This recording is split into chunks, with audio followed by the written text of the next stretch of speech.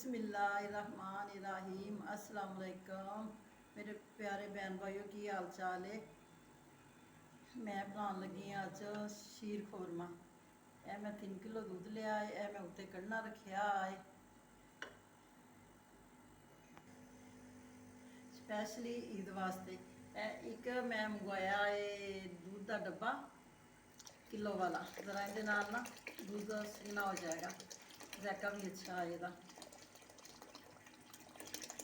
कोल में दूध जड़ा है ना स्पैशली जड़ा है ना मैं ईद वास्ते लगी हाँ बनाना शीर खोरमा। अच्छा यह तो पकदा रहेगा कोल। इधर मैं रखन लगी हाँ 1 चम्मच मैं लिया घी का, चम्मच नालों कम ही है जड़ा ये कर लेनी है मैं पिस्ता बादाम थोड़ा जहा रोस्ट कर लेनी है मैं ज़रा ना क्रिस्पी क्रिस्पी हो जाएगा, अच्छा बन जाएगा, जैका अच्छा आएगा इनका ना। रोस्ट करने ना जैका डबल हो जाता है। गिरियाँ रोस्ट कर लिया मैं दूध के अंदर ऐड करती ने।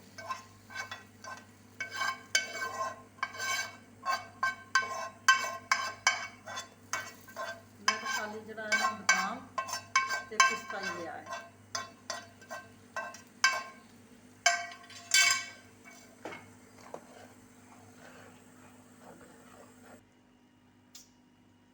अच्छा जी 1 चम्मच मैं लिया घी का, देसी घी का। पहले मैं बादाम पिस्ता भी देसी घी में जरा है ना रोस्ट किया सी। 2 मिनटा वास्ते इन्हों मैं रोस्ट करनी है। उधर मेरा दूध जड़ा है ना वो बन रहा है, रोस्ट करके इन्हों सेवियां फिर मैं दूध च पा देंगे। हल्की हल्की आंच से जड़ा है ना करा दी मैं रोस्ट। अच्छा जी यह हो गई ने रोस्ट हो गई ने सेवियां। ये अंदर ना मैं 4 तो 5 जड़ा है ना इलाचियां भी सेवियां के नाल ही जड़ा है ना मैं रोस्ट कर लिया ने। दूध के अंदर जड़ा है ना मैं पाउडर पाया इलाची का बना के ते ना ही मैं ना उस नाल पाइया ने। यह मैं रोस्ट कर लिया ने सेवियां नाल ही इलाचियां।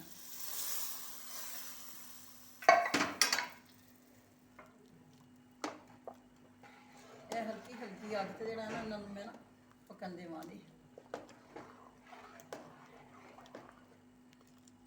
मसाला जड़ा है ना बड़ा ही थिक जड़ा है ना शीर कौरमा जड़ा है ना बनेगा दूध का। अच्छा जी ए मैं ना चीनी पान लगी हाँ।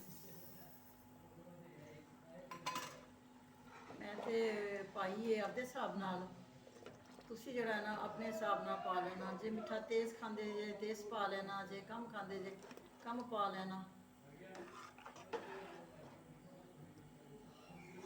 माशाल्लाह दूध जड़ा है ना मेरा ना बहुत ज़्यादा संघना हो गया, थिक हो गया। खोया वगैरह पाने की जरूरत नहीं है मैंने। हाँ जी हाँ जी मेरिया सेवियां तैयार हो गया शीर कौरमा। माशाल्लाह जड़ा है ना बड़ा खूबसूरत जड़ा ना हो गया। बिस्मिल्लाहिर्रहमानिर्रहीम बड़ा मज़ेदार शीर खुरमा। अच्छा जी मैं बादाम ला दें दिते ऊपर।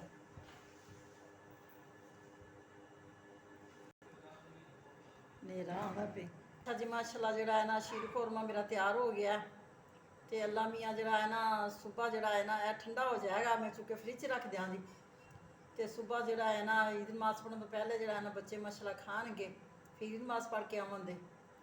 यह जड़ा है ना अल्लाह मियाँ हर एक के घर च नसीबां च अल्लाह मियाँ करे मिठा खाना भी जड़ा है ना तंदुरुस्ती देवे।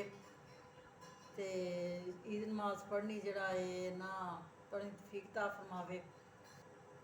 अच्छा अल्लाह मियाँ जड़ा है ना कुर्बानी जिन्हों ने की अल्लाह मियाँ उन्होंने कुर्बानी कबूल करे। ईद नमाज पढ़ने वालों की अल्लाह मियाँ ईद नमाज कबूल करे। तो जड़ा अल्लाह हाफिज़ अल्लाह मियाँ सब मुसलमानों जड़ा है ना तंदुरुस्ती देवे, सेहत वाली जिंदगी ता फरमावे। ਤੇ ਜਿਹੜਾ ਹੈ ਨਾ ਅੱਲਾ ਹਾਫਿਜ਼।